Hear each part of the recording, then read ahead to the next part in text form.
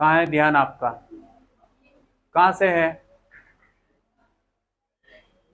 अभी इधर नजर हटेगी तो लाइन कट जाएगी। ठीक है ना? बातें कर रहे हो आपस में।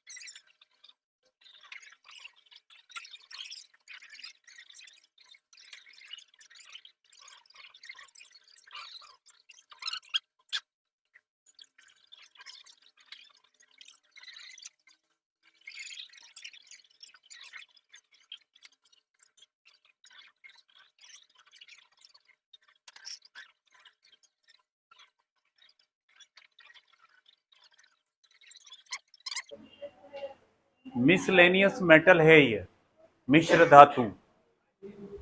इधर देखें आप, हमारे पास एक निलंबित कुंडली धारा मापी, जो किसका भाग है? धारा मापी का। कैसे बनाया गया है वो देखो आप। ये दो नाल चुंबक है। नाल मतलब घोड़े की जो नाल होती है, इसलिए इसका नाम इस तरीके से दिया गया है। नाल चुंबक के बीच में, जिसको ध्रुव खंड भी बोला जाता है, इसके बीच में एक कुंडली को रखा है। कुंडली को हैंग कर दिया है, लटका दिया है। काई से? फास्फर ब्रांज की पत्ती से।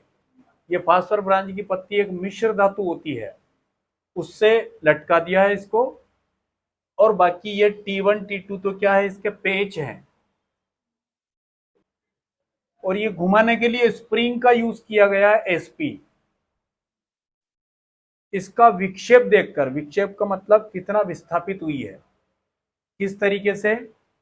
जैसे मान लीजिए आपके पास ये है, तो यहां से इतना विस्थापित होगी, फिर इतना विस्थापित होगी। तो इसे देखने के लिए इस समतल दर्पण का उपयोग किया गया है। समतल दर्पण का यहां पर क्या उपयोग है? कुंडली के विक्षेप को देखने के लिए। जैसे मान ले जाए कि ये आपके पास चुंबक है, अभी इसका तल इसके समांतर है, जो कल बात करी थी अपनों ने। अब इसके समांतर है, इसके समांतर से इतना विस्थापित हुई है, तो 30 डिग्री पे विस्थापित हुई है। ये कितने डिग्री पर? 90 डिग्री पर। और ये कितने पे? 180 पे। और फिर ये 270, और फिर ये करके 360 डिग्री, पूरा चक्कर काट लिया ना इसने। तो ये विक्षेप देखने के लिए इस समतल दर्पण का उपयोग किया गया है। अब कुंडली को कैसे बनाया जाता है वो वाली चीज देखो आप, कि नर्म लोहा है ये।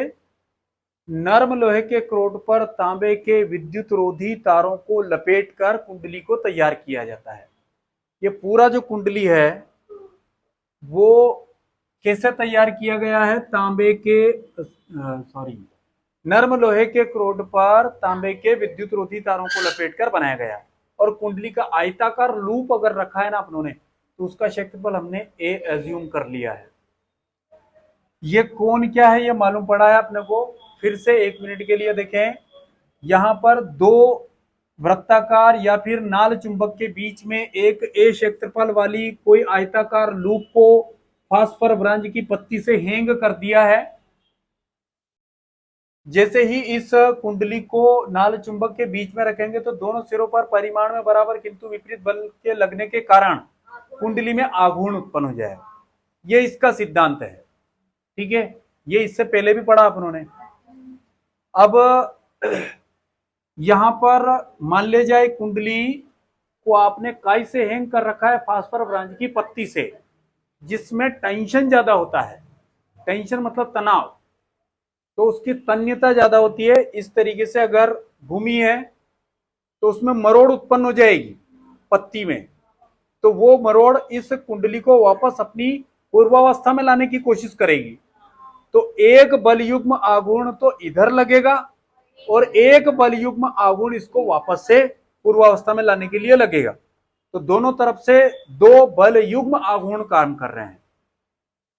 तो एक बल युग्म आघूर्ण यानी कि प्रत्यानयन बल युग्म आघूर्ण इसको विक्षेपित करेगा और एक बल युग्म आघूर्ण जो है इसको वापस अपनी पूर्वावस्था में लाने की कोशिश करेगा। ठीक है ना। बस इन दोनों से निकाल सकते हैं आराम से अपन इसका जो थ्योरी है। हमारे पास टाउ बराबर N I A B sine theta. अब यहां पर यदि थीटा का वैल्यू 90 डिग्री हो तो वो अधिकतम होगा कि नहीं। तो टाउ का वैल्यू क्या हो जाएगा अपने पास एन आई ए बी। ठीक है, ये इक्वेशन नंबर फर्स्ट हो गई।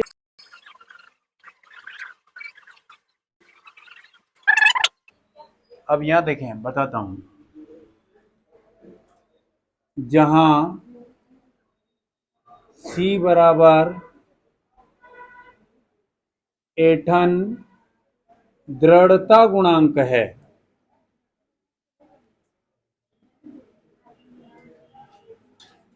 और थीटा बराबर कुंडली का विक्षेप है।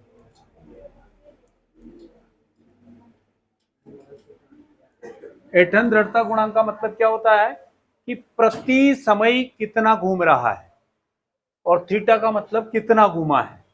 इसमें समय आ गया और इसमें नहीं है। अब यहां पर संतुलन की अवस्था में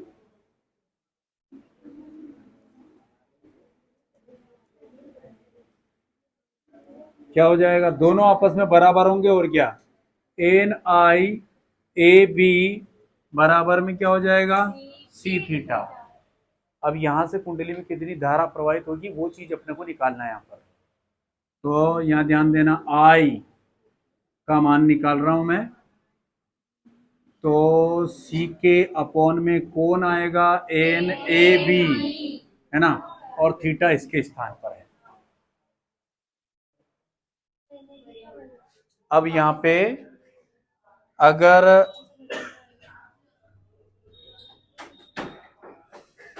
अरे मत खोलो उसको, बंद करो, अभी आ जाएगी लाइट। अरे बंद कर दो,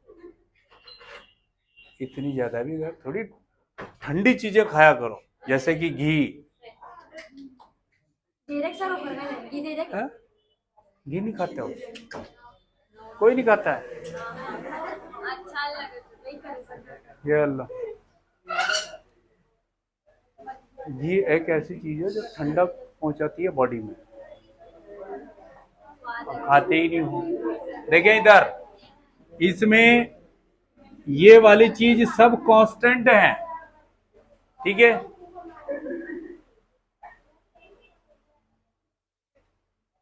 कहाँ है ध्यान आपका, कहां से है।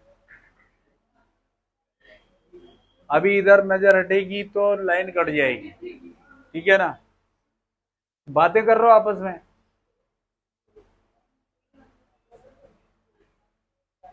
गुस्सा आ जाएगा अभी। देखो इधर, ये C अपॉन में एन ए बी, तो ये कांस्टेंट वैल्यू है, नियतांक है ये। तो जैसे अनुत्क्रमानुपाती चिन्ह हटाकर आप कोई कांस्टेंट लगाते हो, वैसे कांस्टेंट को हटाकर अनुत्क्रमानुपाती।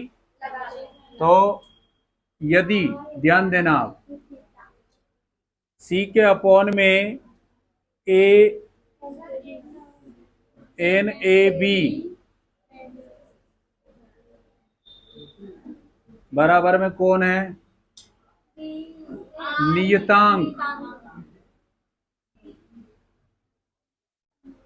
अब ये नियतांक है तो आई अनुत्क्रमानुपाती क्या होगा थीटा। इसका मतलब क्या हुआ कि कुंडली में जितनी धारा प्रवाहित की जाएगी उतना ही विक्षेप उत्पन्न होगा।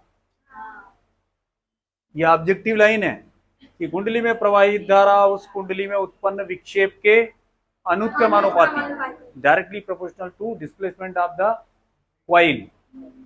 ये हो गया है।